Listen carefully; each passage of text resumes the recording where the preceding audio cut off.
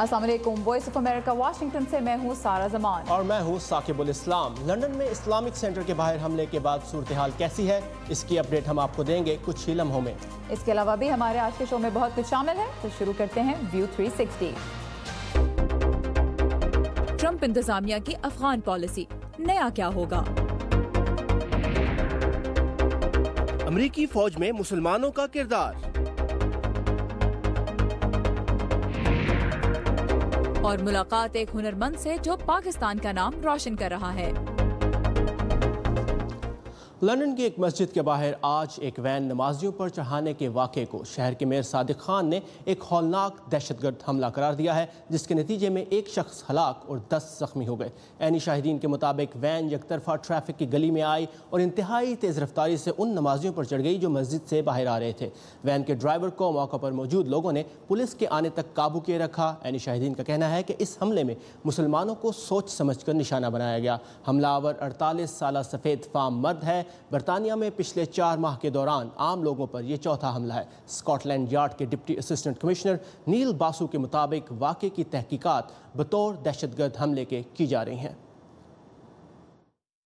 This is being treated as a terrorist attack and the Counter-Terrorism Command is investigating. This was an attack on London and all Londoners, and we should all stand together against extremists, whatever their cause. मज़ीद मालूमात के लिए हम बात करेंगे London में voice of America के नुमाइंदा लुइस रमीरेज से।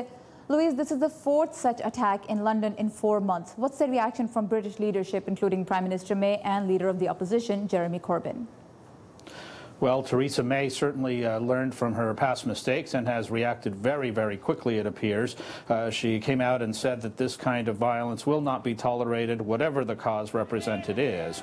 And so she has promised a review of all counterterrorism strategies and ordered a thorough investigation of what happened here. From Jeremy Corbyn, well, this incident happened in his electoral district, so he was out there early in the morning and calling basically for unity, saying that this is not the time to be divided and that no one, regardless of their faith, should be afraid to walk the streets of this city. So, Louis Ramirez ने हमें बताया कि prime minister Teresa मे ने माजी की अपनी गलतियों से सीखा है और बहुत ही क्विक रिएक्शन दिया।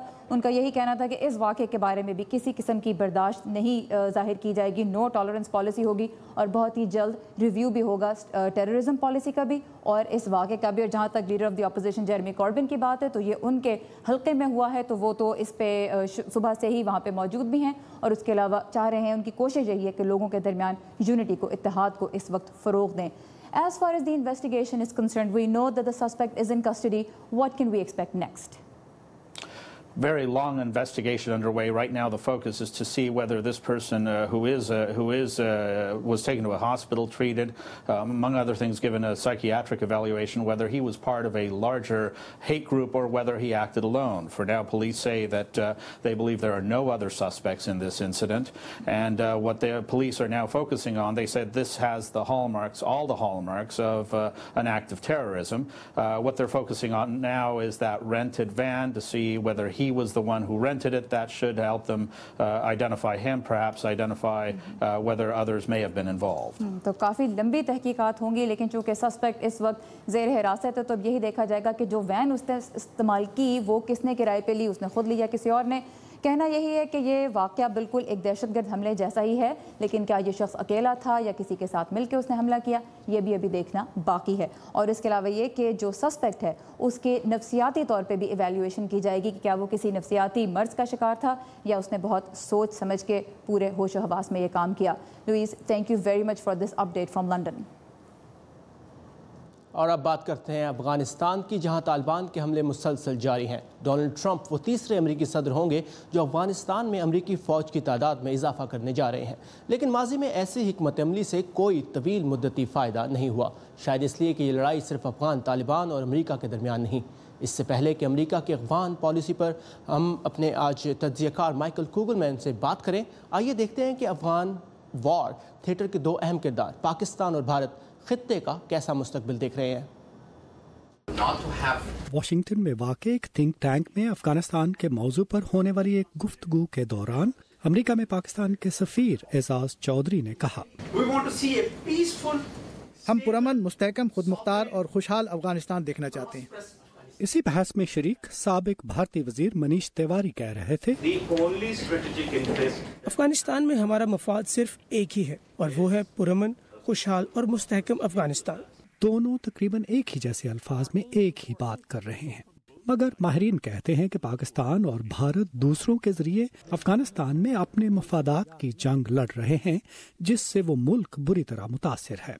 افغانستان کے لیے امریکہ کے سابق سفیر زلمے خلیل زاد کہتے ہیں افغانستان میں کچھ پیش رفت ہوئی ہے، مگر جو عسکری گروہ افغان فورسز اور اتحادی افواج کے خلاف لڑ رہے ہیں، ان کے رہنما پاکستان میں پناہ لیے ہوئے ہیں، اور یہ معاملہ پاکستان اور افغانستان کے مابین امن کے معاہدے میں رکاوٹ ہے، اور کسی سمجھوتے کے لیے ضروری ہے کہ پاکستان پناہ گاہوں کے مسئلے کو تسلیم کرے۔ ان کا اشارہ عسکریت پسند گروہوں جیسے طالبان اور حقانی نیٹ ورک کی پاکستان میں مبینہ موجودگی کی جانب ہے، جسے پاکستان کے سفیر ان الفاظ میں مسترد کرتے ہیں۔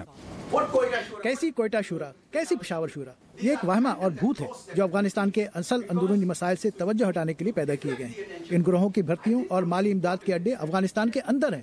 افغانستان کے صدر اشرف غنی نے اپنے ایک حالیہ بیان میں کہا ہے کہ چین پاکستان اور افغانستان کے درمیان اختلافات کم کرنے کے لیے اپنا کردار ادا کرے گا، مگر افغانستان کے معاملے پر پاکستان اور بھارت کے درمیان اختلافات کیسے کم ہوں گے؟ منیش تیواری کہتے ہیں صورتحال کو مستحکم کرنے کے لیے ریاست افغانستان کو جو بھی ممکنہ مدد درکار ہو وہ دی جانی چاہیے۔ اگر پاکستان کو بھارت کے کردار پر کوئی تشویش ہے تو وہ بھارت کے ساتھ مخلصانہ گفتگو کر سکتا ہے۔ کہنے کو تو یہ بہت آسان ہے، افغان مسئلے کے حل میں شاید خطے کے ممالک اور پڑوسیوں کے درمیان خلوص اور ایمانداری کا فقدان ہی سب سے بڑا چیلنج ہے۔ ندیم یعقوب، اردو VOA، واشنگٹن۔ کیا امریکی فوجیوں کی تعداد بڑھانے سے افغان جنگ اختتام کی طرف بڑھ سکے گی؟ اب تک امریکی سفارتکاری کس حد تک کامیاب ہوئی ہے؟ اور پھر مصالحتی عمل کی ناکامی میں کیا پاکستان اور بھارت کے درمیان اعتماد کی کمی آڑے آ رہی ہے؟ یہی سوال ہم رکھیں گے ہمارے آج کے مہمان مائیکل کوگل کے سامنے، جو واشنگٹن کے تحقیقی ادارے ولسن سینٹر سے منسلک ہیں اور وہاں ایشیا پروگرام کے ڈیپٹی ڈائریکٹر ہیں۔ Michael, thank you very much for coming to View 360 once again. Right now there are about 8,500 American troops on the ground in Afghanistan. The last troop surge happened in 2009. And since then we have seen that almost close to 40% of Afghanistan is not controlled by the security forces. Why would the administration think that the troop surge could work this time? I don't know, because I don't think this troop surge can work. We had more than 100,000 troops in Afghanistan in 2010, 2011. It did not end the war. So why would several thousand more troops have a different outcome this time? I think what the administration wants to do is several things. It wants to strengthen the training mission that's been in place for several years. It wants to help Afghan troops do things better, particularly in things like intelligence collection, being in a position to do air cover, that type of thing. Secondly, it mainly wants to provide reassurance that the U.S. will not abandon Afghanistan, which is a big concern in Afghanistan. Right, so Michael Kuhlman کا یہ کہنا ہے کہ ان کی نظر میں یہ ایسا نہیں ممکن کہ ٹروپس کی تعداد بڑھا دینے سے جنگ جیتی جا سکے گی۔ ہاں، افغان فوج کی صلاحیتیں ضرور بڑھائی جائیں گی، اور دوسرا یہ ہے کہ ٹروپس کی تعداد میں اضافہ کرنے سے یہ پیغام دیا جائے گا کہ افغانستان کو تنہا نہیں چھوڑا جا رہا، جو کہ امریکہ بہت عرصے سے یہی پیغام دینے کی کوشش کر بھی رہا ہے۔ But you've talked about improving the Afghan troops' ability to function. The goalpost, it seems, has also changed in Afghanistan over the years. First it was, we'll get Taliban and we'll get Osama bin Laden. Then it was, okay, reconstruction and democracy. Then it's improvement of the security forces so they can take control of the country. The goalpost keeps moving. How is it going to, what do you see the end as? Well, this is the problem. This administration, the Obama administration, quite frankly, struggled to define objectives, to state what clearly this mission was meant to do. I think that the Trump administration needs to state very clear objectives about what it wants to do with this policy and several thousand more troops. And I think Trump's position should really be to say, well, look, we don't want to have Afghanistan become a place that can become a sanctuary for Al-Qaeda and have history repeat itself, where you have terrorist plot attacks on the United States, as what happened with the 9/11 attacks. That needs to be a key message in my view. تو policy مزید واضح کرنی ہوگی۔ Michael گولمن کا کہنا ہے کہ Obama انتظامیہ اس طرح سے پالیسی نہیں واضح کر سکی تھی، لیکن اگر ٹرمپ انتظامیہ یہ واضح کر دیتی ہے کہ افغانستان کو دوسرے کسی دہشت گرد گروپوں کی آماج گاہ نہیں بننے دیا جائے گا تو شاید اس سے ایک کلیئر میسج جائے اور حالات میں کچھ تبدیلی آ سکے. As far as President Trump defining policy in Afghanistan, one, it's been kind of late. We saw senators getting very upset. Senator McCain was getting rather impatient with Jim Mattis. And then the other thing is that the president has actually delegated the duty of deciding how many troops to send to Pentagon. Is this an unusual thing in your opinion? A lot of analysts in Washington are saying that President Trump has actually eroded his role in being commander-in-chief. Well, absolutely. A commander-in-chief should be making decisions about troop levels. I think this will make Mattis be in a position to make big decisions about policy on the whole, which to me suggests that we're going to be talking about a security, military-focused Afghanistan policy, troop levels and not much else, which is a mistake because if you want to talk about Afghanistan policy, you need a political and a diplomatic strategy to engage the government in Afghanistan and to talk about how to deal with the reconciliation matter between the Taliban and Kabul. That's something the State Department should be doing. But the Trump administration has not given the State Department much power, and instead it's giving the Defense Department all the power. کام تو یہ ایسا ہے جو state department کو دیا جانا چاہیے کیونکہ اس میں سفارتکاری اور سیاست زیادہ اہم ہے, لیکن اگر پینٹاگون کو ہی ترجیح دی گئی یہ تمام فیصلے کرنے میں تو پھر یہ جنگ جو ہے خاص طور پہ افغانستان کی صورتحال جو ہے وہ ایک ملٹری کے ہی کنٹرول میں رہے گی اور ایک ملٹری کا ایشو ہی رہے گی. Is it maybe because President Trump is not an experienced president? He does not have a background in diplomacy or politics or law running a country. That would be the optimistic outlook. And certainly Mattis has experience in Afghanistan. He's been there, he's served there, he's fought there. Trump, I imagine, has never been to Afghanistan, doesn't know the region well. So if you want to look at it in that way, that certainly is a positive thing. But it could also be the fact that Trump supports the ideas and the views of the military and the retired generals now in his administration, which is fine, but this is a civilian democracy in the United States, and we need the civilians to be in control. تو civilians کو control میں ہونا چاہیے کم از کم جہاں تک امریکہ کی حکمت عملی کی بات ہے, لیکن اگر صدر ٹرمپ نے یہ پالیسی اس لیے جم میٹس کے ہاتھ میں دی ہے کیونکہ جم میٹس کو ملٹری کا زیادہ تجربہ ہے اور صدر افغانستان کے بارے میں مائیکل کوگلمین کی نظر میں بہت زیادہ نہیں جانتے, تو ہو سکتا ہے کہ اس کے کچھ مثبت نتائج بھی نکل آئیں. There's so much more to talk about, but unfortunately we're running out of time, but we really appreciate you coming here and sharing your insight with us. Thank you. And now back to Saqib. تازہ ترین خبروں, منفرد features اور videos کے لیے آئیے ہماری web site urduvoa.com پر, جہاں آج آپ بھارت کے خلاف چیمپئنز ٹرافی کا فائنل جیتنے کے بعد دنیا بھر سے شائقین کے تاثرات پر مبنی ویڈیوز دیکھ سکتے ہیں. اور اب ورلڈ ویو, جس میں شامل ہوتی ہیں دنیا کے مختلف حصوں سے اہم خبروں اور انٹرسٹنگ واقعات کی جھلکیاں. امریکی بحریہ نے جاپان کی سمندری حدود میں حادثے کا شکار ہونے والے بحری جہاز USS فٹزجرالڈ کے عملے کے 7 افراد کی ہلاکت کی تصدیق کر دی ہے. بحری جہاز ہفتے کے روز جاپان کے کارگو جہاز سے ٹکرا گیا تھا. شام میں امریکہ کے ایک جنگی طیارے نے شامی فوج کا ایک جنگی طیارہ مار گرایا ہے جو مبینہ طور پر امریکہ کے حمایت یافتہ شامی باغیوں پر بمباری کر رہا تھا. روس نے اسے امریکہ کی جانب سے جارحانہ قدم قرار دیا ہے. فرانس کے صدر ایمانوئل میکرون کی پارٹی اور اس کے اتحادیوں نے پارلیمانی انتخابات کے آخری مرحلے میں فیصلہ کن برتری حاصل کر لی ہے. میکرون کی سربراہی میں اس اتحاد نے 577 پارلیمانی سیٹوں میں سے 350 سیٹیں حاصل کر لی ہیں. پرتگال میں جنگل میں لگنے والی آگ سے کم از کم 62 افراد ہلاک ہو گئے ہیں. آگ جنگل میں بجلی کے گرنے سے لگی جو تیز ہواؤں کے باعث رہائشی علاقے تک پھیل گئی. زیادہ تر مرنے والوں کو آگ نے اس وقت اپنی لپیٹ میں لیا جب وہ علاقے سے بھاگ رہے تھے.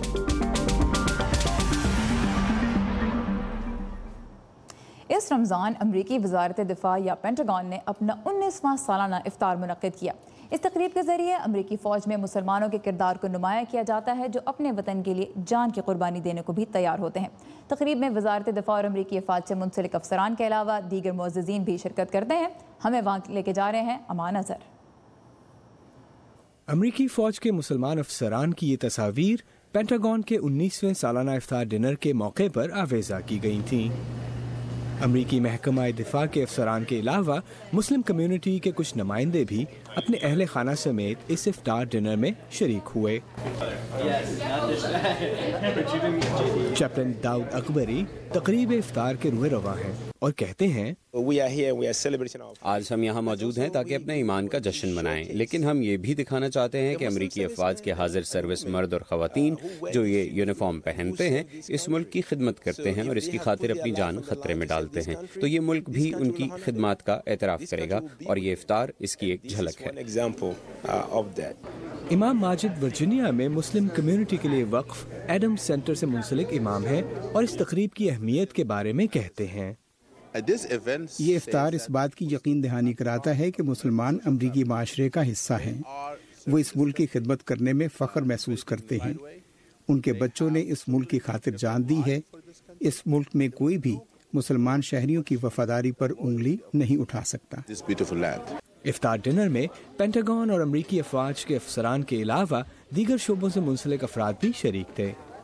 انہی میں سے ایک سبرینا بھی تھی جنہوں نے اپنے جذبات کا اظہار کرتے ہوئے کہا، ایک مختلف ملک میں اس کمیونٹی کا حصہ بننا بہت اچھا لگا اور مختلف ثقافتوں سے وابستہ لوگوں کے ساتھ روزہ کھولنا بہت زبردست بات ہے اور مجھے خوشی ہے میں اس تقریب کا حصہ بنی۔ پینٹاگون کے 19ویں سالانہ افطار ڈنر کے موقع پر حاضرین محفل نے اس بات پر اتفاق کیا کہ بین المذاہب ہم آہنگی ہی دہشت گردی اور عدم رواداری سے نمٹنے کا بہترین ذریعہ ہے۔ امان اظہر، اردو VOA، پینٹاگون۔ ہمارے سیگمنٹ میڈ ان پاکستان میں آج ہم آپ کی ملاقات کروا رہے ہیں لکڑی پر دلکش بیل بوٹے بنانے والے محمد شہزاد سے، جن کا تعلق پنجاب کے قصبے سلام والی سے ہے۔ اپنے ہنر اور محنت کی بدولت انہوں نے حال ہی میں متحدہ عرب امارات میں منعقدہ انٹرنیشنل کرافٹس فیسٹیول میں دوسری پوزیشن حاصل کی ہے۔ لیکن شہزاد صرف ہنر ہی نہیں، تعلیم کے سہارے بھی اپنی اور دوسروں کی زندگی بہتر بنانے کی کوشش کر رہے ہیں۔ آئیے ان سے ملتے ہیں۔ میرا نام محمد نعیم شہزاد ہے، میں سلام والی شہر کا رہائشی ہوں۔ یہ اسے لیکر آرٹ کہتے ہیں۔ شیشم کی لکڑی پہ کام ہوا ہے، اس میں 3 کلر ہوتے ہیں، نیلا ہے، گولڈن ہے اور وائٹ ہے۔ تو ہم اس پہ جو ہے نا کوئی ہم نے اس پہ ڈیزائننگ نہیں کی ہوئی ہے، ہم نے اپنے دماغ سے کرنا ہوتا ہے۔ ہم لائٹ سکریچ کریں گے تو گولڈن نکلے گا اور ہارڈ سکریچ کریں گے تو بلو نکلے گا، ایسے یہ کام ہے۔ یہ جو ہے نا امریکہ، لندن اور قطر، ملیشیا، چائنا اور کئی ایسے ملکوں میں جاتا ہے جہاں اس کی جو ہے نا اچھی قیمت ملتی ہے۔ مجھے $3000 مسقط سے ملا تھا۔ کمپٹیشن ہوا تھا وہاں 30 سے 35 ملکوں کے جو ہے نا لوگ آئے ہوئے تھے، وہاں جو ہے مقابلہ تھا، اس مقابلے میں میں 2nd پوزیشن لی۔ ووڈ پہ کارونگ کر کے دکھانی تھی، وہ میں نے ایک پیس ماسٹر پیس تھا، وہ میں نے 1 مہینے میں تیار کیا تھا۔ میں تیسری نسل ہوں جو اپنے خاندان کی جو اس کام میں ملوث ہوں۔ جب سے میں نے ہوش سنبھالی ہے میں یہ کام کر رہا ہوں۔ میں نے اپنے والد صاحب سے سیکھا، میرے والد صاحب بھی یہی کام کرتے ہیں۔ اگر میں تعلیم یافتہ ہوتا اور میری اتنا نالج ہوتا تو میں اس کو اور بہتر طریقے سے اس کو دوسرے ملکوں میں بیچ سکتا تھا۔ میں 4-5 ملکوں میں گیا ہوں، وہاں انگلش لینگویج کی وجہ سے مجھے بہت زیادہ پچھتاوا ہوتا ہے جو مجھے نہیں آتی۔ بعض ایسے اپنی چیز تو میں بیچ لیتا ہوں لیکن اس کی زیادہ تعریف نہیں کر سکتا، یہ بتا نہیں سکتا اس کو کس طریقے سے کیسے ہے، تاکہ جیسے ایک اچھا سیل مین بیچتا ہے اس طریقے سے نہیں میں بیچ پاتا۔ جس کے ہاتھ میں یہ ہنر ہے نا وہ اپنا نام بھی روشن کرے گا اور پاکستان کا بھی نام روشن کرے گا۔ دوسرا، اس کو کمپٹیشن ہو رہا ہے تبریز میں، ایران ملک ہے، شہر تبریز ہے، وہاں 30 ملکوں کا کمپٹیشن ہے، انشاءاللہ ایوارڈ لے کر آؤں گا۔ اور شہزاد کی کہانی پاکستان کا نام روشن کر رہے ہیں، لیکن ایک اور نام روشن ہوا پوری دنیا میں پاکستان کا جب پاکستان نے چیمپئنز ٹرافی جیتی۔ آپ نے دیکھا میچ؟ بالکل میں نے دیکھا، میں نے فرائیڈے کو بھی آپ سب کو بتایا تھا کہ میں یوزلی کرکٹ فالو نہیں کرتی لیکن یہ میچ دیکھوں گی، اور میں نے دیکھا، تھوڑا لیٹ دیکھنا شروع کیا، لیکن جب مجھے پتا لگا کہ اسکور کیا ہے اور انڈیا کہاں کھڑا ہے، جلدی سے ڈھونڈیں آن لائن کہیں فیڈ، اور دیکھیں آپ کی طرح ہی وہ لوگ بھی جو میچ بہت کم دیکھتے ہیں، انہوں نے وہ میچ دیکھا اور پوری دنیا میں ایک جشن کا سما تھا۔ پاکستانی جہاں بھی دنیا میں تھے انہوں نے جشن منایا، اور یہاں امریکہ میں بھی کچھ پاکستانی، جیسے آپ دیکھ سکتے ہیں اسکرین پر، یہاں پر بھی یہ ورجینیا میں بالکل واشنگٹن ڈی سی کے پاس یہ جشن کا سما ہے، لوگ بھنگڑے ڈال رہے ہیں، اور یہ مطلب جو کوئی کچھ کر سکتا تھا اس نے کیا، وہ باہر نکلا اور اپنے جذبات کا اظہار کیا۔ بالکل، اور کل فیس بک کی جو فیڈ تھی وہ تو صرف گرین تھی اور صرف مبارکباد बात, it was unbelievable but very memorable. तो जनाब हमारी तरफ से भी पाकिस्तान की टीम को बहुत बहुत मुबारक. Congratulations, yes. Well, ये था हमारा आज का व्यू 360. आपकी फीडबैक का हमें इंतजार रहेगा. इसके लिए आइए हमारे फेसबुक पेज पर urduvoa.com, facebook.com/urduvoa. कल आपसे फिर इसी वक्त इसी जगह मुलाकात होगी. Have a nice evening.